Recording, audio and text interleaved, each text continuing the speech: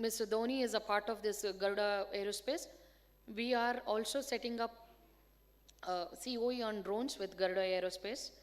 These are other sector-related skill councils we have. And regarding the international collaborations, we are already partnered with the German Academy of Digital Education and State of Bavaria. And we are also collaborating with NSTL. We have recently done an MOU with them. And recently, the ICICI team has visited to us for giving the funding with funding for the startups we have. And on the other note, NSTL has already given 23 lakhs fund from their from their system to one of the startup which I have already given to you, which is BotLab. And we are also been connected with defense startups. And we have recently done the workshops with incubators, as I already told you. And these are the regular brainstorming sessions happening for all the startups and the incubators. So we are also connected with Women Entrepreneurship team. We are planning to do a Women Entrepreneurship program. This is the recent Women Entrepreneurship program conducted by APA Chamber of Commerce, Women being an APA Chamber of Commerce. Like the same way, we are also looking at for doing an entrepreneurship program for women-led startups and women entrepreneurs. So this is what is the life buoy I've told you, which rescues the people drowning in the sea. It is recently, the field testing is done by ISRO scientists and they have certified it.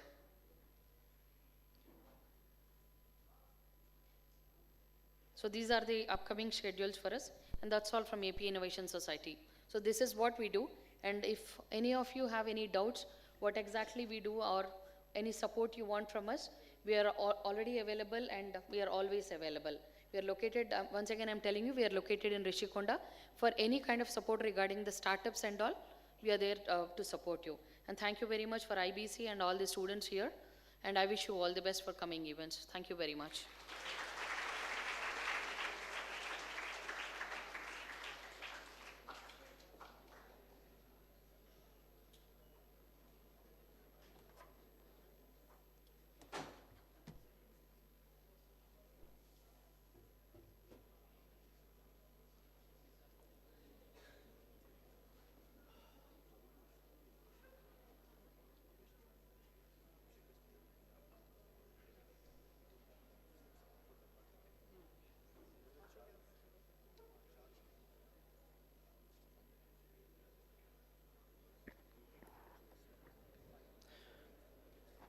Thank you, ma'am, for describing so succinctly about what the government is doing, and we want to thank Andhra Pradesh Innovation Society for the same.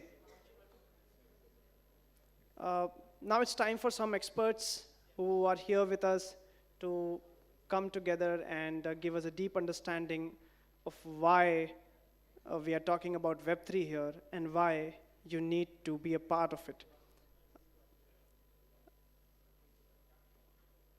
Can I request our team members to please arrange the chairs here?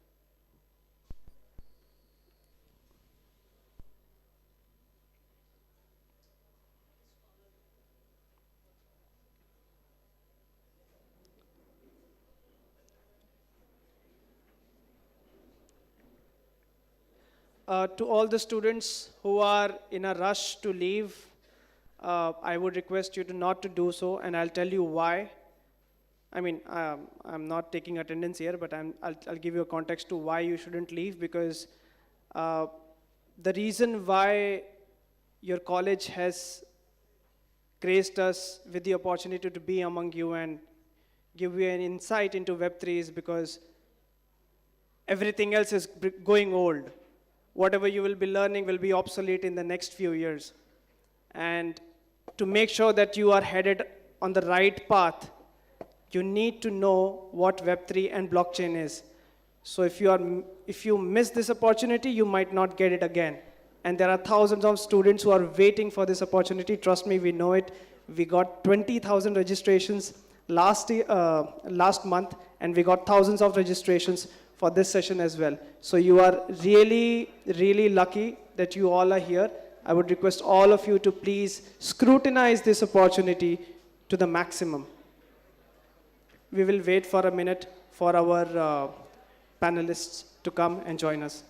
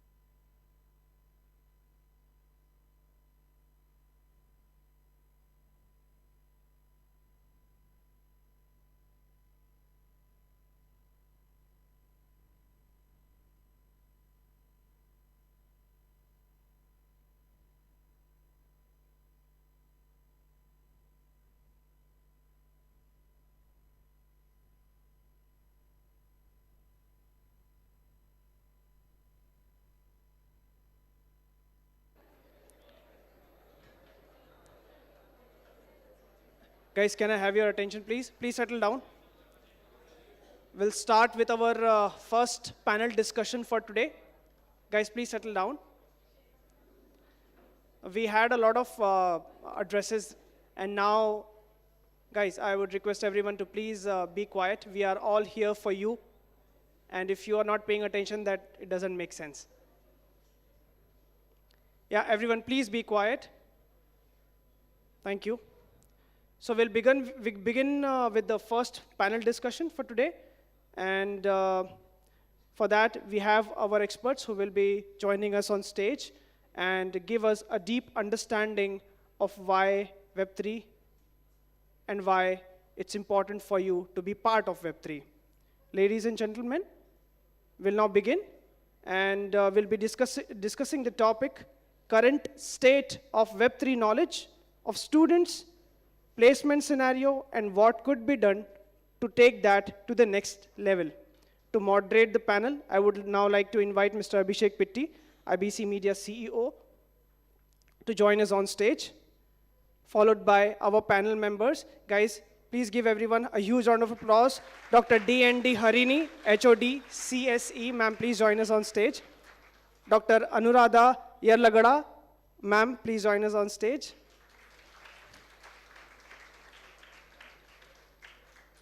She's the head of CSE and HOD Computer Applications at GVPCE. Now I would like to call upon Professor Nagesh, HOD, IT, MVGR College of Engineering. Guys, please give him a huge round of applause.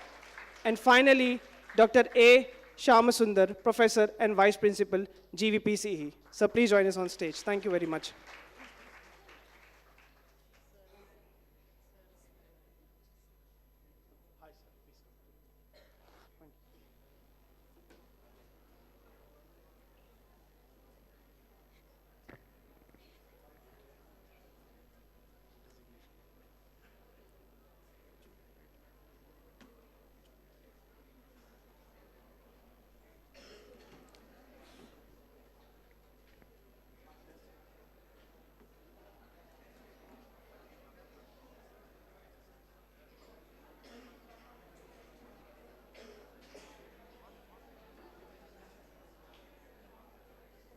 Mic test.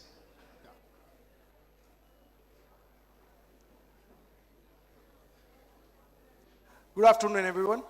I'll basically start the panel in about 1 minute, but I'll request you to please give us your attention. This is a very interesting panel because we're going to talk about you, basically. And we have some experts in IT and some administration and obviously talking about the future of education and placements and how this space is going to evolve. So I will ask around 5 questions. I'll give some opportunities to the guest to speak on the subject. And then I'll try to sneak about 5 minutes for you to ask any questions if you have. To begin with, I would say to the guest, welcome on the panel. This panel is about education and the future of jobs that you see and how students should sort of groom themselves and what they need to keep in mind when they are doing education and also looking at jobs for the future. I did send, I want to talk about the 5 questions that I'm going to start with.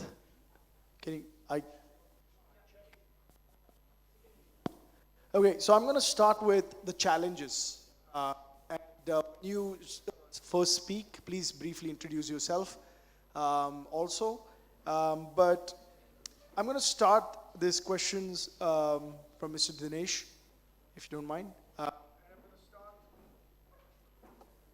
I'm going to start with the challenges.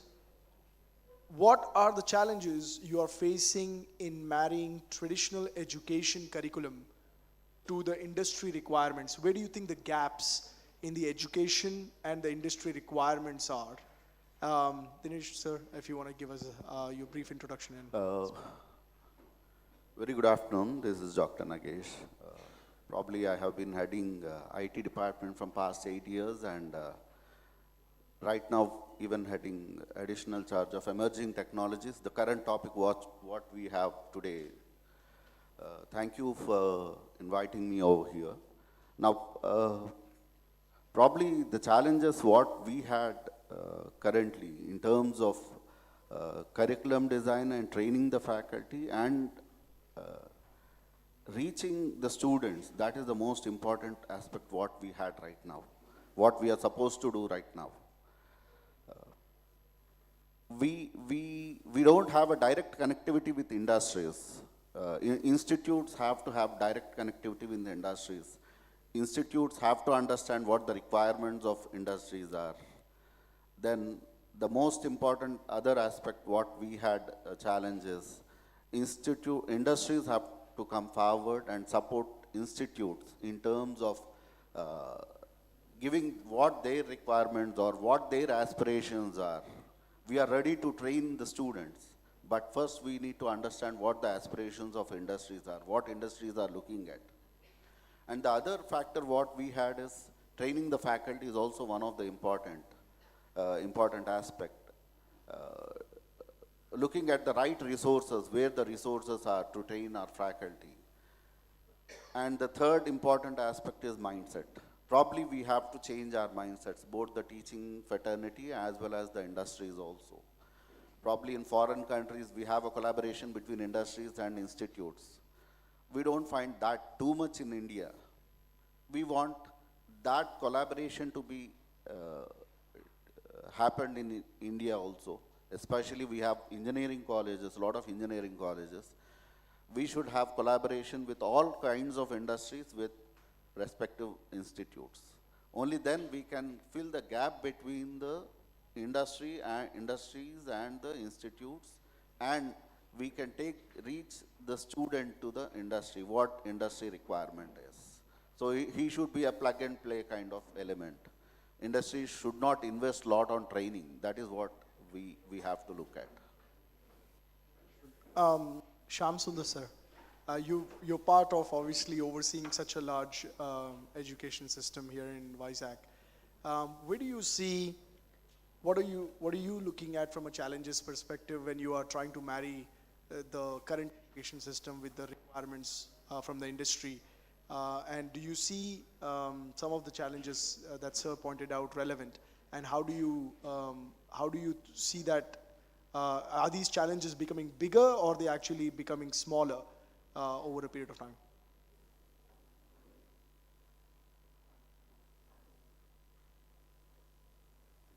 Yeah.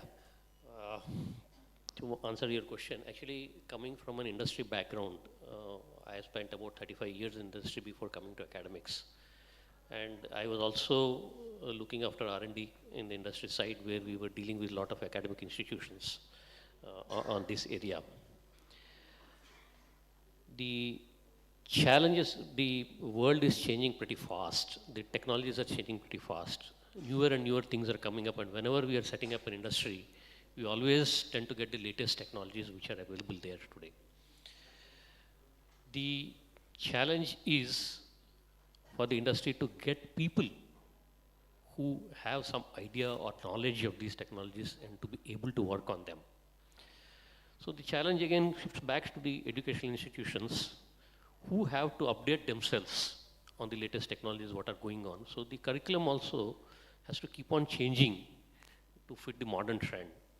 Whatever the current trends are there in the industry, the digitalization that is taking place across the industry today, and whatever we are hearing today about IoT and machine learning and artificial intelligence, all the new things which are coming up, these are all going to be part of the industry in future. And the curriculum of the colleges, the education part also has to change accordingly to suit the needs of the industry.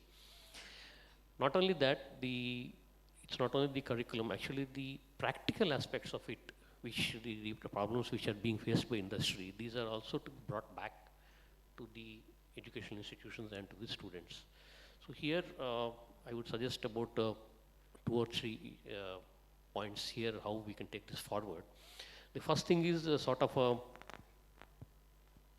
awareness of the opportunities that are present in the industry to the to the faculty as well as the college students. This is to be brought in by the industry experts saying that this is where the world is today, these are the technologies that are there in the industry, and these are the things that you should know or need to know. This is the first thing. The second thing which I would advocate is a sort of a cross, what do you call, teaching which takes place, yes. We would like the academics to go to the industry and teach them the theoretical aspects and the basics or the fundamentals and the concepts. We would like the industry experts to come to the academics, to the colleges, and talk about the latest technologies that they are facing, the problems or the type of problems that they are facing, so that there is a cross between the needs of the industry and what academics can do and deliver. So both the sides of the thing are covered. And when the industry people bring forward their problems, it is up to the academics to pick up these problems, the faculty to pick up these problems, and then try to see how we can go about solving these problems with the knowledge that we do have. So that way there will be a much closer interaction between the industry as well as the academics. And of course, what is already taking place, the internships for the students which are taking place in industries. The internship should be basically, I mean, we should be able to provide enough space and time to the students to actually go and work in the industry. Not to have a sort of virtual internship, but to have a physical internship in the industry, so that they do see how the industry is being run and what are the problems they're facing and how to pick these things up. And the last aspect which I would like to say is R&D. Industry has a lot of problems. Whenever new technologies come up, there are always teething problems with the new technologies. And when these are being implemented in industry, when the industry is being commissioned and starting to run, we always face a lot of problems with these technologies. And there is a learning span. The first 3 years or 5 years it takes for people to understand the issues, to learn the problems, and then to get out of this so that the things run smoothly. This is one area where the academics can join hands with the industry to try to understand the problems, to try to find ways to resolve it, because the basic understanding, the theoretical understanding, the conceptual understanding for the academics is much stronger when compared to the people in the industry. So they can add this knowledge and try to take these things forward so that the problems are resolved much faster. It benefits both. It benefits the academics, it benefits the industry also. The academics will get a feel of industry, and this is something that they can bring back to their students, the practical scenarios, the practical problems. And the understanding of the theoretical knowledge also will be enhanced because they know how this is going to be applied in the industry.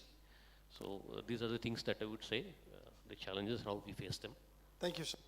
So, we'll talk more about the opportunities in a second. I do want to, initially Nagesh sir pointed out about the college staff that needs training. And Anuradha ma'am, I would like to take your opinion on, does college staff need upskilling?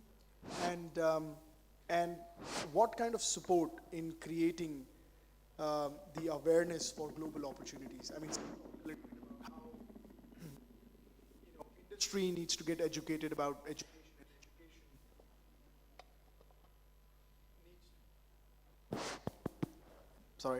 How industry needs, insight about education, and how students need to do internships to get a little bit insight about industry. But what about the college staff? I think that point is very interesting because, how does that help to fill this gap? And what kind of upskilling should we talk about for the college staff so that they can help students directly to benefit from it? Anuradha ma'am. Yeah. Good afternoon. Let me introduce myself. I'm Dr. Anuradha. I'm Associate Head of Data Science, CSC, and I'm handling an additional charge as Head of the Department Computer Applications. To tell about my background, actually, I worked for corporates like Virtusa as well as GE for about 9 years. Later on, I moved into the academics. So with the knowledge I have worked in both the scenarios, I wanted to just escalate few of my thoughts. Like, we have two things. One is academia and the other one is industry.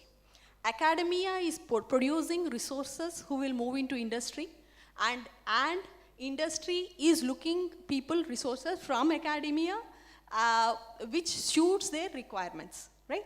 So what are the, like, who is producing the resources who will be working on to the industry is nothing but the faculty are who are shaping the students to move and take up the challenges, might be placements or might be like startups or entrepreneurs. With this volatile situation of technology trends, wherein which technology is moving drastically, I feel that faculty or the trainers, whoever are professors, are to be on par with the technology trends that students are even taking up. So, how are we moving up? Like, how do we understand the requirements of industry is nothing that is not just listening to what is happening. What are we trying to look out and say that students have to go and take up the internships? What is the main motto of internships? Internships is only to understand what industry is requiring. What are we going to, after learning all the subjects or after having the basic knowledge of the technology or might be the basic knowledge of education, how are we going to move out into the industry and what type of work we are going to work is what we are looking at. That is the basic idea of internships, or what is the basic idea why we are looking at what is industry is looking at. Because to know what we are going to work out after we move on to the industry. The same thing has to happen to the faculty also who are even working in the academia. They need to really understand what we are going to work when we move into a corporate company. So as like we have internships, I feel that there should be a provision that is to be provided for the faculty also, so as to stay there, work for an hour, 1 month, 2 months, or take up a small project, work over there, and understand what is happening in the industry so that they can come down to the academia and shape out the students. So the first thing what I feel is this is what has to happen. See, when we are in the academics, there are two things again. Research is one aspect wherein which we will be, as a faculty, will be working on. For this research, we have research grants and we will publish papers, we will publish patents and all. But fine, when we are writing and working out and applying the technology on the papers or patents, see, we have an instinct saying that how are we going to apply the algorithms, how are we going to apply the technology that we have learned on the real-time data sets or real-time scenario. This can happen only when we get the real-time data from the industry. Industry is not ready to give the data. Industry only holds the data and is not ready to work out. Though we have the expertise, though we have the knowledge of algorithms which can work out, cannot be implemented because we don't have real-time data sets. That is the first challenge a faculty is facing right now. So always when we say that, when we tell it to the students, this is the algorithm which best this particular type of data set, we only get the data set which has been available in the net. So the challenge I wanted to see that there should be an opportunity that is been provided for even the faculty to work in the industry so as to understand what is really required by the industry. So actually there is and this is one aspect where faculty moving on to the industry working over there. And second thing is people from industry have to come to the academics and share their knowledge exclusively, so that exclusively not as that delivering lectures and all. They have to come over here, share the experiences that they have done over there, what they are doing and how is it incorporated into the academics, and that type of inter as well as intra type of communication and expertise sharing should be happening in the academia as well as industry, so as to get mutual benefit, so that students as well as faculty will understand what industry is requiring, and industry also is sharing this expertise by coming. Whoever has been working in the industry has to exclusively come over here, work for a year or two, or maybe even 6 months, so that they can share their experience. That is the first challenge. And second thing is when faculty themselves can show their expertise in taking up the startups as well as entrepreneurs, becoming as an entrepreneur will definitely know what are the challenges. We motivate the students to take up startups. We motivate the students to become entrepreneurs. Why don't we ourselves ideate a business problem and take up a challenge as startup, so that with the knowledge and with the collaboration with the students can take to the next development or next era, so that with the business idea, how are we going to implement the idea collectively along with the students is one thing which I encourage the faculty to take up. And because, and government as well as even the organizations are supporting in this aspect. We are encouraging even the faculty or the whoever is working in the organizations to come over here, work over here. And the second thing probably is, the second thing, working from academia to industry is little bit less. But of course, taking a faculty thinking as an entrepreneur is a second thing which has to happen, so that they can inculcate that type of ideas into the students so as to become an entrepreneur. So I think these are the major things which you, we ma'am. should work out. So, Dr. Love to, I mean, you have deeper insights in technology and you interact with students on a day-to-day basis. And I would like to get your perspective on your awareness and the gap, awareness of the industry and gap in the students, where you see students really have to pay more attention to the trending technologies that are creating this, just so you know, I just want to ask a question to the audience and point out, or in fact, I'll just say that a blockchain engineer, 1 year experience engineer in blockchain technology, average salary is around $110,000. How many people knew of that? So it's one of the highest paying jobs. Now, and clearly some of the students don't have that insight, and you are following the technologies. What is your view of what students should do to keep up with these trends, and how much awareness is there already in the students? Are we assuming that these people don't have awareness, or you think there should be more awareness from the student side? Yeah, myself, Dr. Harini, Head of the Department of CSE, Gayatri Vijay College of Engineering. Basically, I do have an experience in industry and working as a business analyst for 5 years, and later on moved to the academia. As per your question, first of all, let me answer the gap between the academia and industry. I do strongly believe that there is a lot of gap between the academia and industry, even though how much the academy is trying to climb the ladder, but still we couldn't touch the industry into the going on with the travel along with those people. That's true. Most of the Western countries, whenever the new technology or the new emerging technology starts, that from the academia to the industry, but whereas in India, as our developing country, after all the global, then local, then it reaches to the academia. There actually the gap really rises. So we generally expect from the industries that giving a helping hand to the academia by just giving a choice to the academia to to join the industry meetings, so that they will be create an awareness in advance that what actually the new emerging technology really comes to the India, or what technology that students has to be prepared, so that the academia first gets strengthened up before the technology enters into the market, so that we can really train up the students. That's what actually I would like to address that point.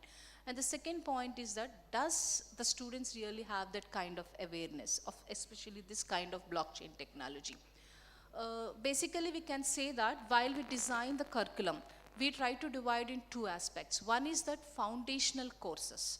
That is the basic core, what we try to cover upon, and the next, the advanced courses.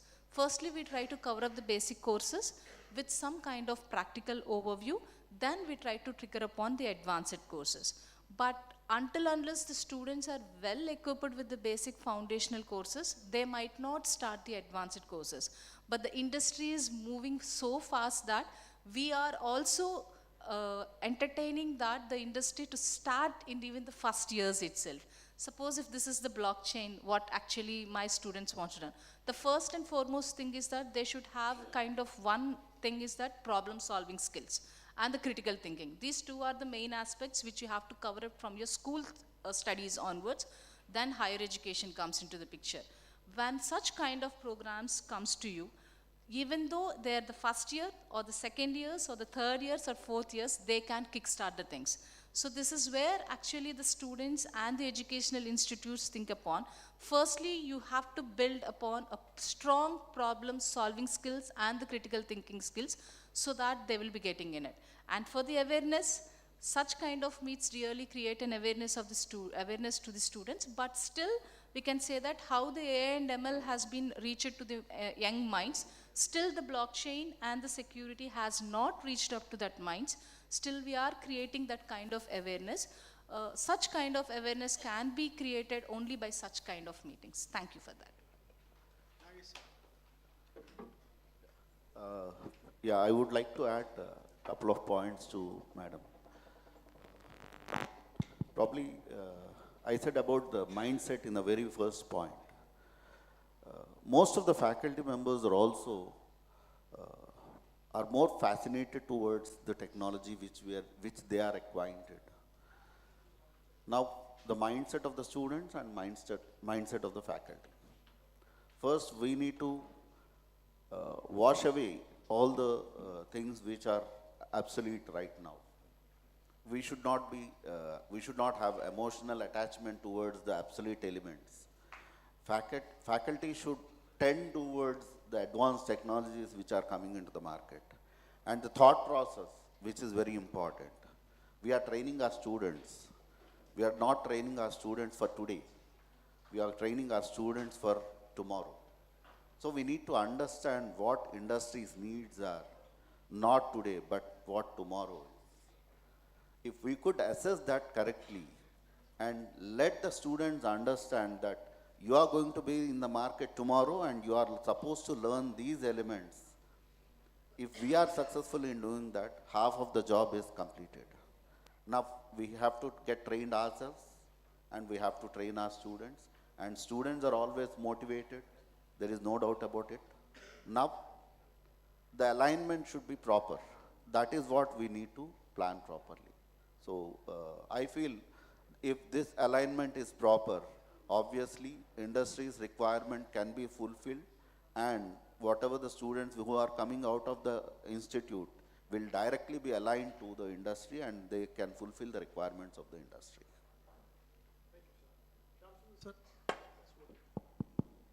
Shamsun sir, question for you. You know, obviously there is a training requirement for the staff. There is obviously more awareness and programs like such to happen. But the education system as a whole is now evolving. You know, what can the colleges do in the future to evolve with this new generation which has limited to less attention, two, resources like Google available, and three, you know, you have staff here and infrastructure here, but the format of learning is changing dramatically. How do you bridge, you know, the new generation with the existing infrastructure and evolving market? Like, what is the plan for, or what is the, what do you subscribe to in terms of the future of education where the students can prepare for, like Nagesh sir said, the 4 years later versus now? How do you, and it's not an easy problem to solve, but I'm sure, you know, you wearing that thinking hat can tell us how do you see this evolution of education will happen in physical colleges, you know, like GVP? Yeah. Like I said, the world is changing and evolving, and we are moving, or we have already moved into a sort of a digital world. This has also a great impact on the education system in the country. Today, you will find most of the students are, in our days when we used to read, we were only having hard copies of textbooks, which we had to open and see or read. Today, everything is electronic. You will hardly find any student going and sitting in the library and reading a book. They will be seeing the book on their mobiles directly.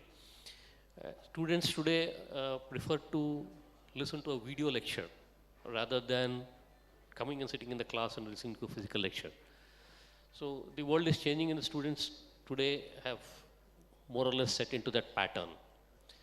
So the teaching profession itself also has to meet or come up with this understanding of these challenges and change themselves accordingly.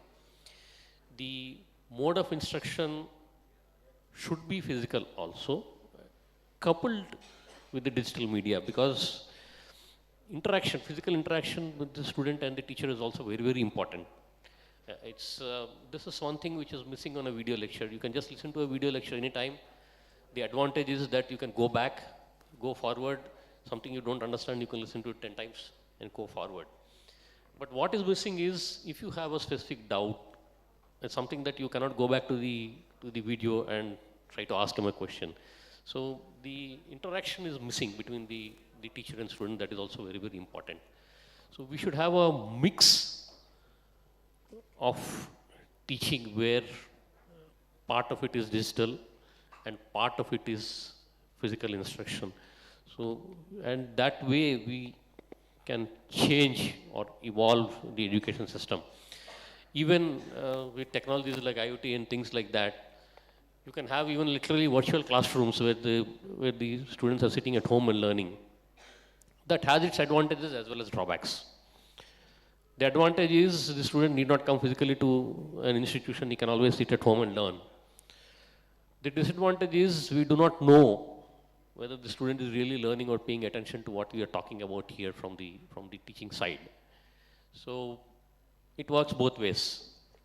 If the student is really interested, yes, he will be learning or picking up things. But if the student is not interested, you will find that that is on, the student is missing himself altogether. So we need to make a mix of both. In the classroom also we can introduce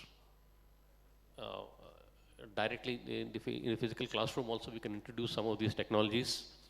There are a lot of things which are there on the net which are also useful as part of your education curriculum. You can always support your lecture or physical lecture with these sort of media aids, whatever are there in teaching in the classroom. And slowly the teaching modes have to evolve to suit this type of teaching or taking it forward. Even the practical case studies also can be brought back into the classroom through these means, where real problem in the industry, how they have worked on, how they have solved. While we are teaching the theory, we can also see the application where this theory is going. So this sort of a cross teaching which can take place. Bring forward the industry people also to come back to the classroom and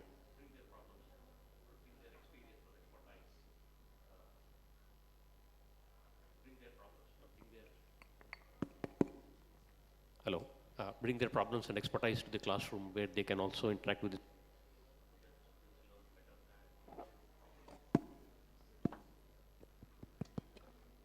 Yeah. This is the way actually forward, and this is the way forward where the education system itself totally has to change. We can have a sort of a digital classroom with the physical presence, both combined together, and that's how we can take it forward. Thank you, sir. My last question before I open to the audience to ask any questions. Ma'am, Ms. Anuradha, we just heard that you guys were inaugurating a Rust course, which is basically a foundation language for many protocols, including Polkadot, for example. What is the, is that, is there what is the roadmap to that? Is that already begun or it's starting now? And where are you in the journey for that, and how we can, love to understand what this institution is doing, and how did it came about? That's what actually we are saying. When we try to meet, the academia people try to meet the industry people. Once we got a chance to meet NASCOM people, Kalyan Mangalpalli Garu, there he has been quoted that the future technology or future thing what actually the students to look upon is the blockchain and its use cases, more of oriented of more come of placements that you can really do it. Then we just asked out that what kind of things we have to really look into it. Then he quoted that whether your students has been already taught this Rust and Solidity. We were also not included. We have included as a professional elective course the blockchain and its use cases in the sixth semester. But he asked about that whether this languages has been taught or not. So as I said that we can't put everything in the curriculum at a chance. So we try to put it as a value added course where the students can start in a single set of students, like 10 to 15 students. We have pooled up few students who are interested in this blockchain. So we started with Rust, and as you said that we don't have any expertise or the faculty expertise at present. So we really relied upon the documentation of the Rust, and few students started, and we started the Rust, and it has been continuing. Even though there are exams and everything, it was a stopped a while, but still it has been continuing from past 2 weeks. Yeah. Added to the point what Harini madam said, we have added this blockchain technology as an elective for all the courses like data science as well as AI ML also, taking forward this technology ahead. And so that is the reason we are insisting our students to take up this opportunity so that they can move ahead and understand what is the technology all about. And we have even guest lectures also. Previously we have done guest lectures on this technology where there is an awareness about this program and all. So as a part of this, we insisted our students to take up this and then take to the next levels, maybe understand the business problem, and then and if at all, at least 1 or 2 teams of our students plan for an internship is what we are looking at. No, absolutely. First off, I want to give a big round of applause to the guests here.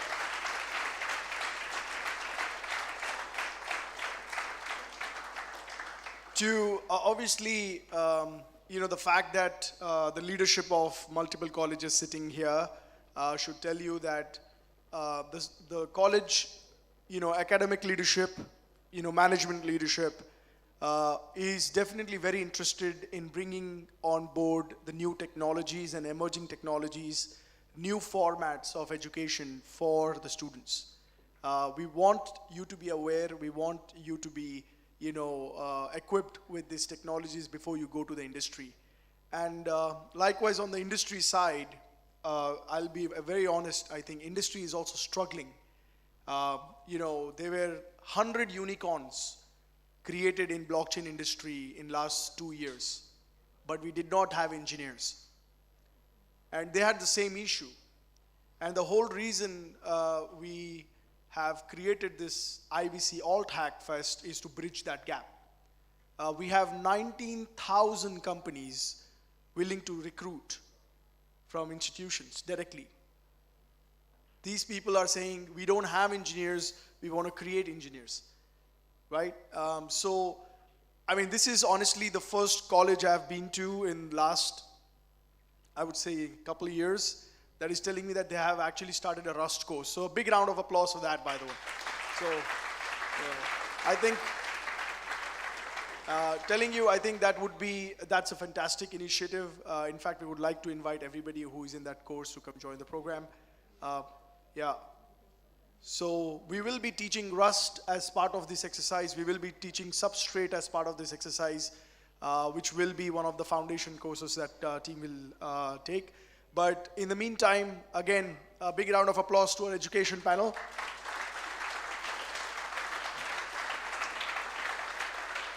Because with the time sensitivity, I'll hold the questions, Q&A for a later time. But everyone, thank you so much for joining us on the panel. Do we have the bags? It's there? We'll find out. Okay, so thank you so much for joining us on the panel, please. Thank you so much. Thank you so much.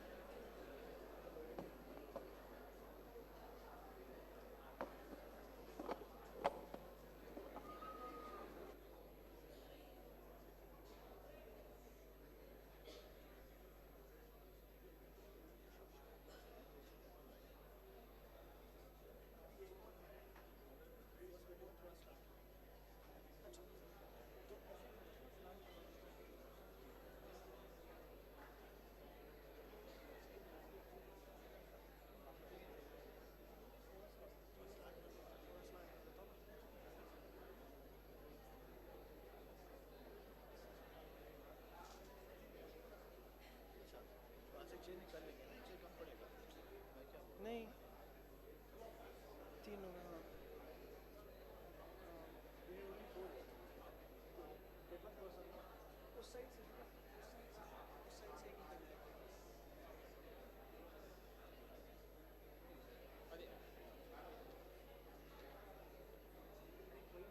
अर्चना अर्चना हाँ अरे खींच दो यार नहीं नहीं दीपक दीपक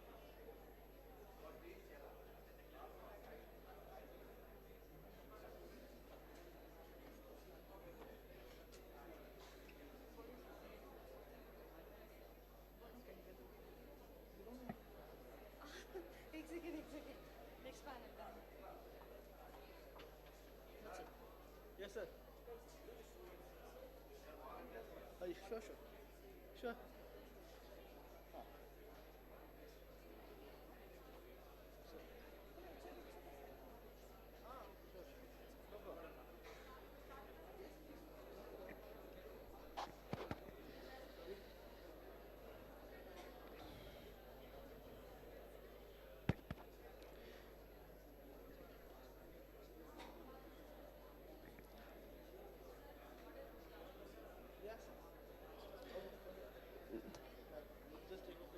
Thank you everyone for such a wonderful and insightful discussion. Thank you to our panelists. So I'll do a quick round of one question basically. By the raise of hand here, I want to know how many of you understood the importance of what the panel just discussed here. By the show of hand. Okay, I'm seeing a lot now. Okay. To all the students who did not understand, you can approach them and ask them. Okay. But it was a wonderful discussion. I know this panel was basically gave you a lot of context as to what this entire program is going to be and why your undivided attention is going to be extremely necessary. Right? So now we'll move on to the panel discussion 2, and which will be held with the industry experts who we have here with us.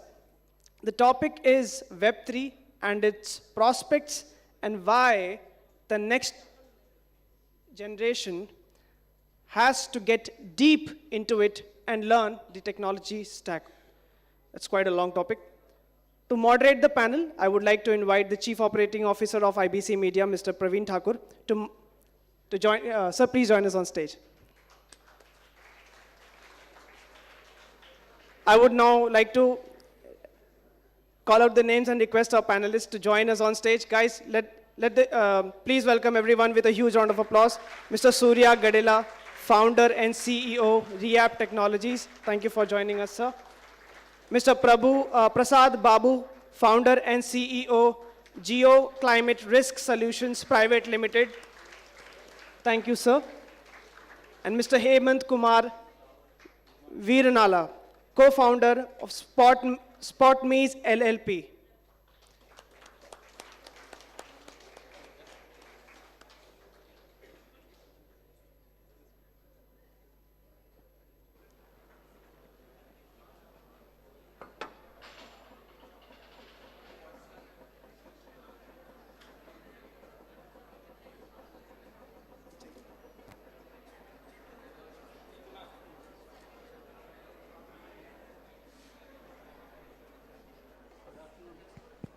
Very good afternoon, and very glad to have all of you here. Very good afternoon, ladies and gentlemen. So, after this, the discussion that we had just now,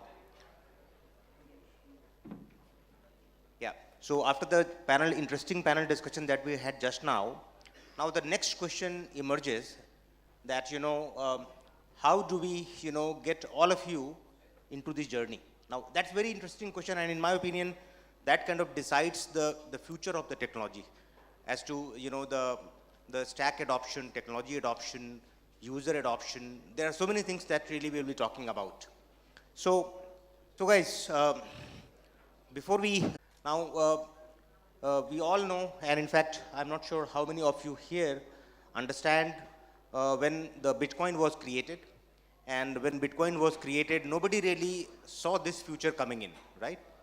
But in last 4 14, 15 years, the whole world has changed, right?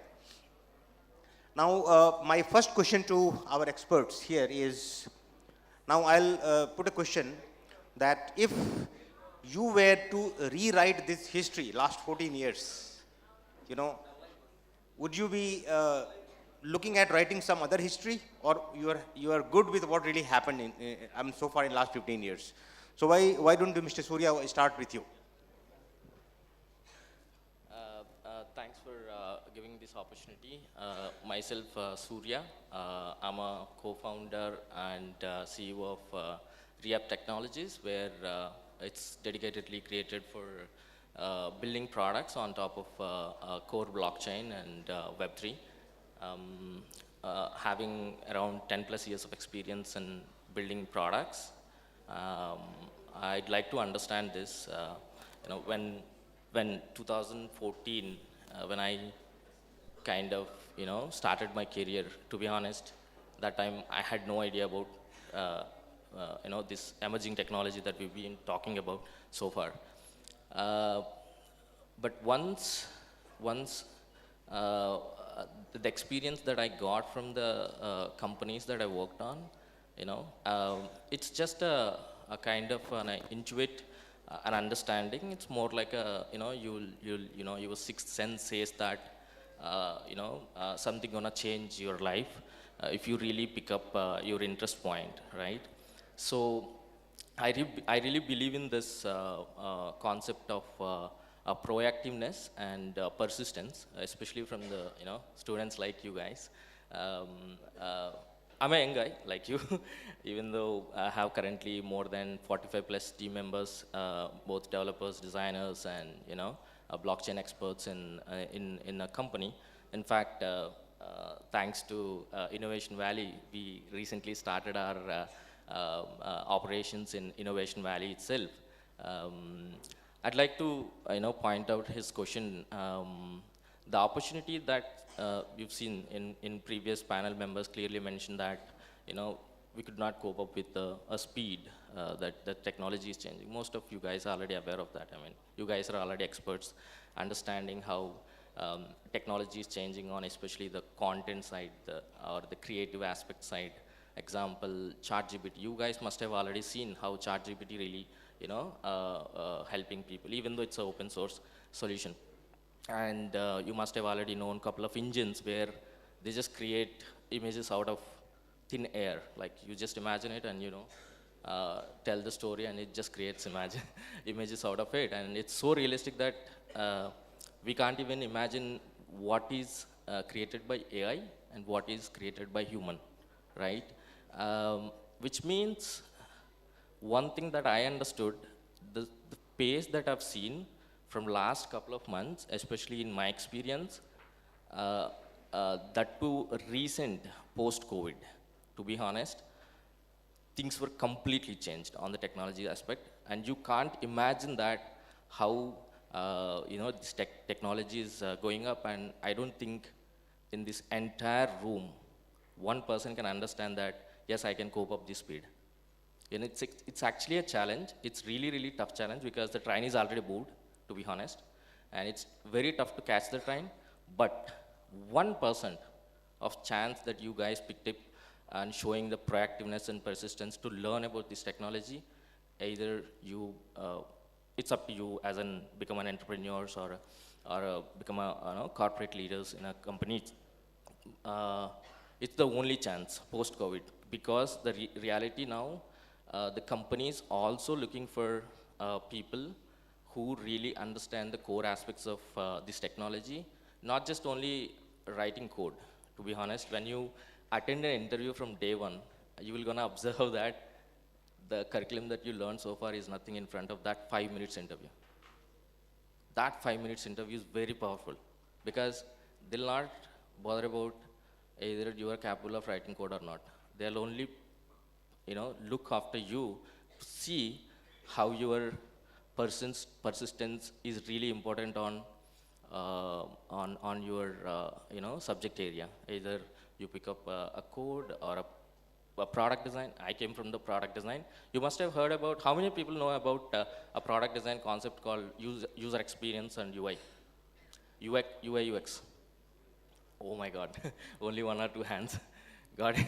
You know, that's the one of core pillar in the entire technology now, along with the development. Either you must have known the basic things like the front-end development, back-end development, and the testing departments and all that, right? At least you guys know the basic sense. But now scenarios would completely change.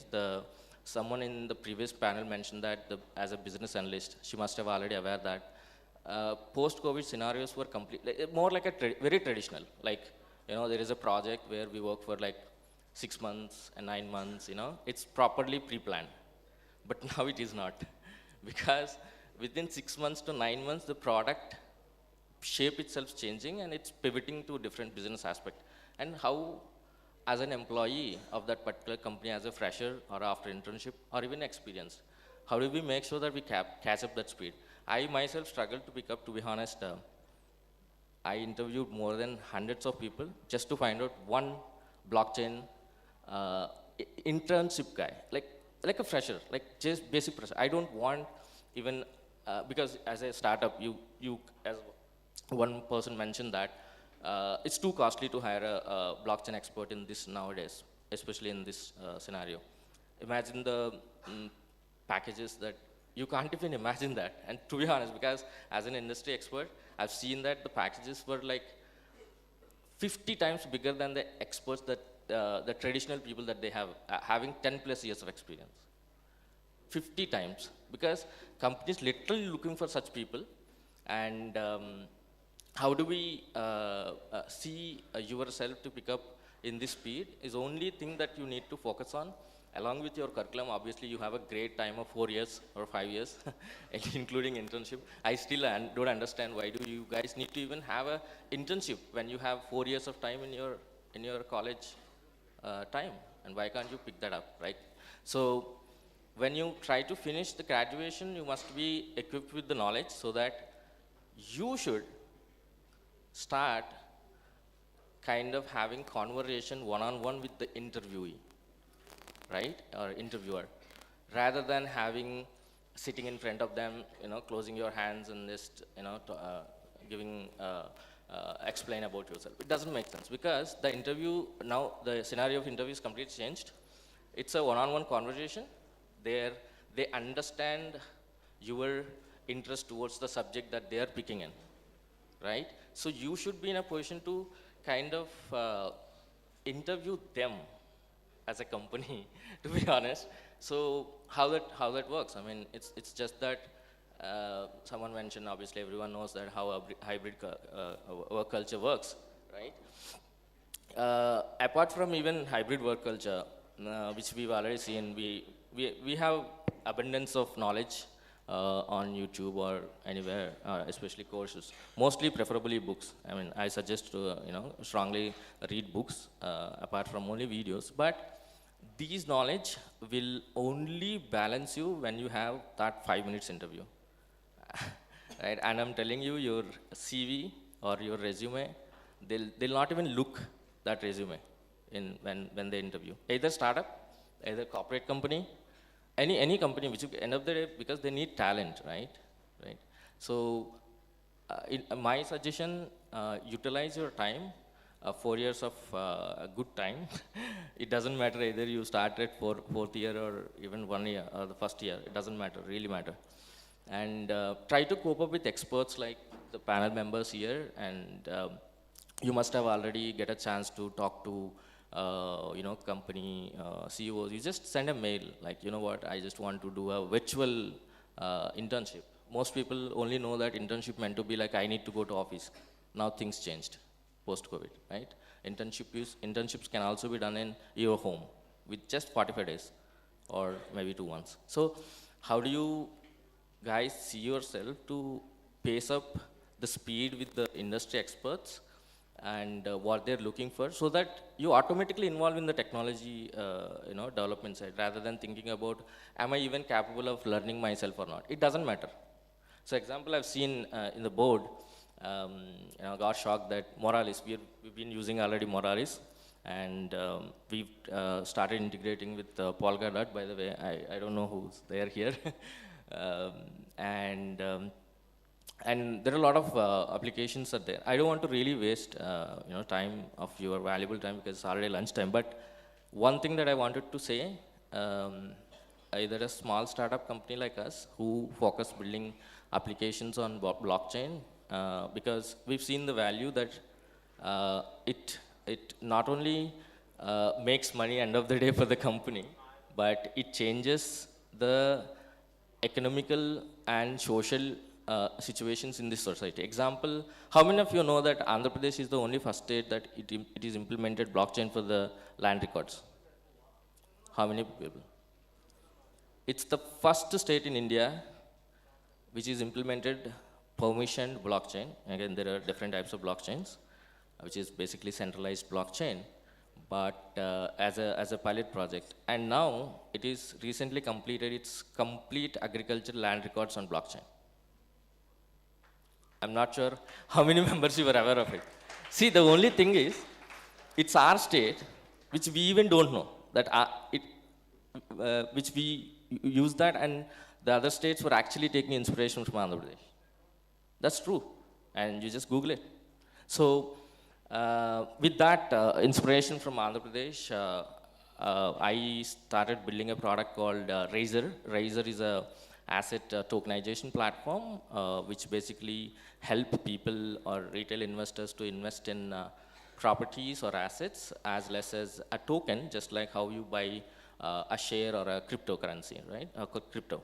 So, which means the goal here is to create affordability and accessibility to the people to invest in properties rather than thinking about buying the entire property, which is impossible nowadays because it's skyrocketed, right? You can't even imagine that. So, it's a real use case, right? So such kind of solutions not only existed for very high level solutions like these. Example, we have a panelist on analytics side and especially supply chain management system side. Companies were literally looking for, they wanted to pay hundreds of, as mentioned, thousands of dollars, but we really lack of talent. And we somehow trying to train them well by providing all the facilities to interested people, especially students, and then make sure that they'll not leave company in next couple of years. So yeah, that's how it changes. Thank you very much. Yeah. No, absolutely. I think very good perspectives shared by Mr. Surya. So, Mr. Prasad, so if you have to look at last 15 years, what would you see, I mean, what would you do differently? Are you feeling hungry? Yes, of course, I am feeling hungry. You know, we are, more data-centric than the emotional-centric, right? We have to finish this program at any cost, on the lighter side, of course, for organizers. So, we became a data-centric, okay? So, if you have to order a food, when you feel hungry, you take up the Swiggy or maybe Zomato, you order food, right? You just finish the food within few minutes, but you don't know really, from where this food is coming. You only know in the location of the hotel. You keep tracking from that location to your, the hostel or maybe room or maybe home. But if you go a little bit beyond, if the vegetables or maybe the food that is, used, ingredients that are used in the food making, so you can have a curiosity to know from which location it is coming. Okay, if I get this kind of curiosity when I was, in bachelor's or the master's, so I generally look at the map, the topo sheet called, you may be not knowing, okay, the topo sheet is a map which is prepared by the Survey of India. I have to go and buy the topo sheet. If at all, in early 2000s, we get the satellite imageries, so I have to purchase the satellite imagery and get to know that, from which location of Vijayanagaram or Visakhapatnam these vegetables are grown. Okay, so I have to do nearly 1 year project to get to know that location. Then I understand that, whether it is coming from the real farming field or maybe some of the vegetables are grown in the nallas. You understand the nallas, like, next to the industry where a lot of nutrients available and you can also grow. Okay, some of the vegetables may be coming from the industrial estate. Okay, or maybe the corporate farming. where they put lot of, the fertilizers and all. I'm not talking about the organic corporate farming, the non-organic, the chemical grown farming. Okay, so just to get that curiosity, so in the current situation, okay, you can have a different set of, understanding of all this analytics. So again, if when I was a student, I have to, really do the 1-year master thesis or maybe PhD thesis to get to know all these details. But now, if you have to do this same, so you always can go back to the farm and you just open the Google Earth Engine and write a small code and get to know that, where this particular location, what is the land use for the last 10 years or last 5 years, whether it is really grown over there or maybe it is just, brought from somewhere else. And you get to know the details. So at least some extent that, what is the land use at this current, you understand the land use, whether it is a farming or maybe it is a field land, on top of it, the vegetables are grown, or whether it is a canal or whether it is some industrial zone where it is grown. Okay, so the technology has, transformed in this way. So now within a few seconds, you will be able to understand the locations. You will be able to understand the, from which location and which location it is mapping. But, the 20 years back or 10 years back, these technologies is not enough. In the future, you will see a virtual tour, okay? If you're really ordering a food, okay, I'm increasing your appetite because telling about the food, so I am also increasing my appetite, okay. So if you really want to know the, what is the, food this is making in the kitchen, so you can take through the virtual tour and you can have the AR, VR, like, you can really get into the kitchen and see that how these guys preparing, your food. And, also you get to know that, in which route you are, this particular, supplier or maybe, the person who is reaching your food. So all these things can be seen. Now you watch the, that Google map, right? If you are ordered food, Swiggy and Zomato, you keep clicking. How many times? 10 times, 20 times? You click? I click. Okay, I click sometimes because whenever you feel hungry, you click, right? You get to know where the candidate. You call a couple of times. Bhaiya, where are you? Okay, where are you? Can you come quickly? So this technology is going further. So there is going to be any very advanced stage of, getting to, the data centric. What I'm trying to conclude is a data centric, no emotional. It doesn't matter whether it is raining, is there earthquake or the flooded, it doesn't matter. Okay, luckily we are in Visakhapatnam. If you are in Hyderabad or Bangalore, it doesn't matter. You still want your food on your table within the 20 minutes, right? The pizza, if it is, which is not happened in 20 minutes, so you will get it free. Like, that's what the advertisement. So, in a few words, I just wanted to conclude, it is going to be data centric and volume of data is increasing tremendously and all your, the young generation, so you have to play with the data. So no emotions will work. So you will have a lot of data and the, the Web3 is going to, bring you, if I have to analyze the same, the location which I was mentioning, so earlier days, I have to purchase the satellite imagery of that entire Visakhapatnam or the entire few kilometer radius of the imagery, then I have to process again and again. But if the same thing I have to do it now in Google Earth Engine, so I can put a dot and, define a radius. Let's say that in the 5 kilometer radius of what is my, the land use land cover. Okay. Or if you don't like the analysis, again you redraw your, the, radius, increase the 10 kilometers. So within a few minutes of time, you can define your area of interest and keep analyzing again and again. You don't have to buy the satellite imageries, you don't have to buy the server, you don't have to buy the any, portal, the server, you don't have to pay. You just have to increase the, small, radius. So what I'm trying to say that, the computational, power of this Web3, which is, bringing onto your, desk, and also the more and more data parameters are getting into your analysis. I think that's where you have to be ready. And thanks for the opportunity again. Thank you so much, Mr. Prasad. I think it was wonderful, to know your perspectives. So before I go to my next point, I would like to hear Mr. Hemant. So you have started your own company, right? Yeah. So can you give your perspective of how do you see blockchain evolving in these last 15 years? it's good to be in like, Web3 space. yeah, Yeah. in the Web3 space. So what does your company do? So We build Web3 Applications. Okay. and we also build our own application. okay, so what platform do you use? I mean, We use in Polygon and Ethereum and Solana, okay, okay. and we deployed in Polygon our own application. Polygon. Yeah. Okay. Now, see, look, I think I'll tell you before I go to my next point. So, I was participating in one of the panel discussions, and I was interacting with a person. And after the panel discussion was over, I asked him. So, he was very impressive. I mean, he knew the subject quite well. So, I asked him, so what is your background?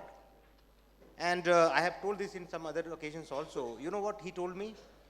He is studying in class 11th. He is studying in class 11th. Now that is the age, that's the skill we are talking about. So age just truly becomes a number. And what you could do, I mean, it just cannot be, imagined, So let me, with these things, let me go to my second point. What I really wanted to discuss was, now what is really happening that Bitcoin came and Bitcoin was just a peer-to-peer currency, transaction system. And we will talk, guys, I think one thing in the middle of panel discussion, I want to tell you that stepping into this room, and this for all, stepping into this room could have been or could be one of the most beautiful things that you would have done in your life. And believe me on this. You could be transformed in next 8 days. And I think I'll be talking to you much more, tomorrow onwards, and we will make sure that you get to the stage that I am promising you from this platform today.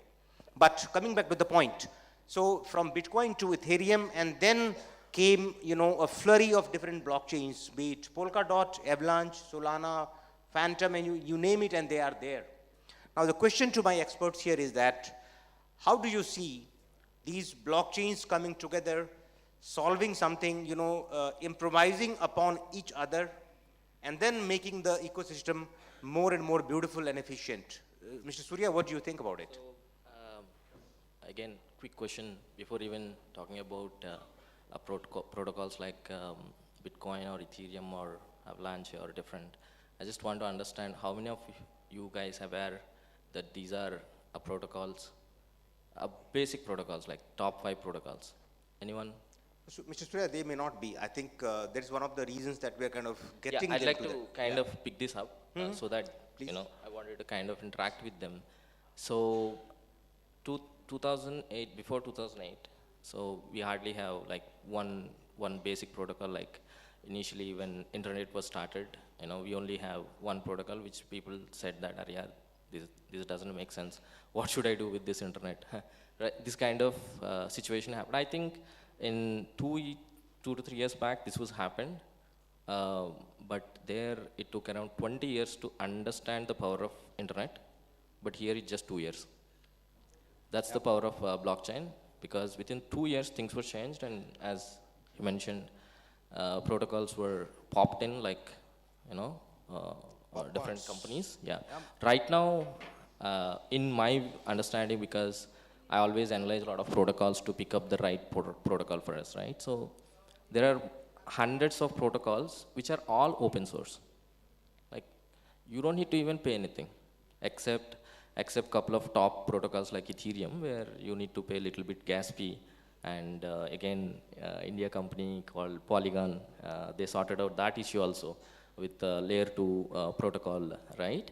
So again, I don't want to talk too much technical stuff here. I'd like to encourage students to understand what these protocols are. For the question back again, so far what we've seen, they are just, ideally staying there. Like so far, all these protocols were mostly used for kind of random projects, which doesn't even add up any value to the economy. Okay, which means the best example you guys know that current fall down of crypto. which actually doesn't have proper regulations. It's more like a torrent system where we all aware how to download movie, but no one has a power to remove view from that hash or kind of a thread or a block, right? So we've been knowing that, how to download movies, but we really don't know. That's the same technology used for these basic blockchains that we've been talking. And it's there, all protocols are there waiting for you guys to build solutions on top of it, which does make sense on real use case purposes. And as he mentioned, and it only requires one thing, which is a clear attention and a kind of a design thinking mindset. When I mention design thinking mindset, it's a kind of a process where we all know that we can make that, we can make this. Oh yeah, this is good. We all tampered with information on day by day, right? Like within even minutes, right?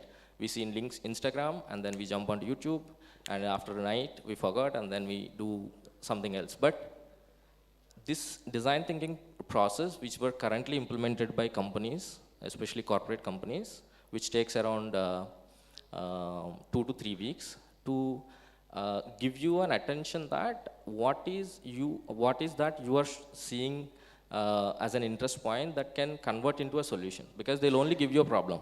See, think of this. You guys no need to code, to be honest. I worked for low code, no code platforms for around 4.5 years to 5 years. And that business went down because of the AI and ML now, because literally systems were writing code. And if you think that I'll become a coder, I don't think it's a good choice. Why? Because computers are ahead of you now, especially AI, right? So how do you, what is then, what is that, one of previous panel member mentioned that one word called critical thinking. Critical thinking computers cannot do. Even if you put thousands of supercomputers, cannot do, but one human can do that. And it all requires just 2 weeks of time, which is a process of design thinking, right? So again, I don't want to go through each step by step, but try to understand, use that critical thinking process and take an advantage of existing blockchain systems, which are literally available for free. Either Ethereum or BSV or Polygon, or a lot of blockchain protocols are there. But if you just know only blockchain, you'll not add up any value. It doesn't make sense. Oh yeah, everyone knows. Even 11th kid also knows that what is a blockchain and how that can help. But what is the real use case that you guys are bringing? And it all starts with teachers and you guys as a 5-10 members of students. Maybe start with a small pilot project concept while you guys have a lot of good free time, right? Start with 10 members and make sure to connect with teachers. And I don't think so you can achieve this kind of critical thinking with only online classes. Why? Because every student or every person in this panel thinks that I can achieve whatever I want. But it only happens with group of people, because it really requires a debate about a problem. Example, as we discussed, again I'm trying to convey that land records, right? It's a huge problem, right? It's really, really huge problem. And imagine that transferring land records from one person to another person, now also it's a nightmare. But that blockchain is changing. But actually it's not technology, it's the person who built a solution on top of it. And it only happens just 2-3 weeks time, just to connect with 10 members, with faculties, which they also mentioned very well that they need an interest from students. They need to see that interest from students. If you guys don't provide that interest to faculties, I don't think they'll also help you. Yeah. Yeah, no, I think so. I mean, Mr. Surya is very right, because the use cases are many, like you mentioned. I mean, there are no areas where you cannot find, the applications of blockchain. Now, however, I think one thing I also would want to add to what Mr. Surya said, we should not force blockchain to a use case which does not need blockchain. Yeah. Right? And that's also another thing. But again, coming back to Mr. Prasad, so what do you think, how exactly this technology emerging, the landscape of the protocols emerging, what do you say about that? Yeah, I cannot really talk about the protocols, but because I am not a computer engineer the way he said, okay. So, but I can clearly see that you have more and more open source data is available. Okay, the data is plentifully available, but those who are going to understand this data and bringing it to the kind of shape where the people can take the decision, that's where you can earn money. So that is going to be the currency. Okay, if you understand data clearly, if you analyze, so that's where with the recent trend of data science and data analytics is capturing the market. So that's where you get money. So the more you understand the data, the more analyze it in a manner the decision maker wants, then you can make money. I mean, that's the either innovation or maybe the jobs that are going to be in this area. Yeah, sure, I think well said. Mr. Hemant, so you have been building product. Yeah. And so now let me ask a question on behalf of the audience for you. How easy is to learn something new in programming language such as maybe Solidity or Serpent or whatever? Like, you have to invest some time if you need any good skills. I invested one year. 1 year Yeah. in learning Solidity. Yeah, in learning Solidity and auditing Solidity. Auditing, Yeah. okay. Smart contract auditing. Yeah. Okay. I invested 1 year. And you have mastered it. No. I'm still learning. Still learning. Yeah. So guys, you have 4 years. He spent 1 year and you have 4 years. So you can. It is good time for you to start learning now. Absolutely. So I think in the interest of time, I will have to kind of get to this closer. But let me ask this question to the audience. How many of you got a perspective that this is something important which you cannot afford to miss? Please raise your hand and let us know. Yeah? So many of them. So I think, in fact, our guests and experts have done a great job in kind of conveying that message to you, like Mr. Surya did. And Mr. Surya gave perspectives of several technologies, not only blockchain, but then he brought several other dimensions of technologies, which could change, your career prospects. Mr. Prasad kind of, he gave quite an apt example of, what can data do and how exactly is data helping us kind of, make our life easier. And Mr. Hemant, he himself is an example of learning things such rapidly and building products and, sitting here and talking to all of you. So thank you so much, and for being here. We do appreciate this.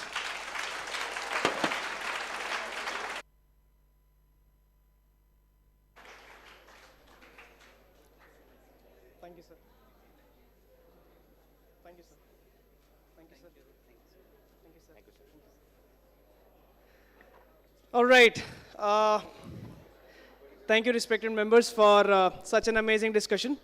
Now we will move on to the next extremely important session, which is the lunch session. And let's get back in 30 minutes. Thank you all.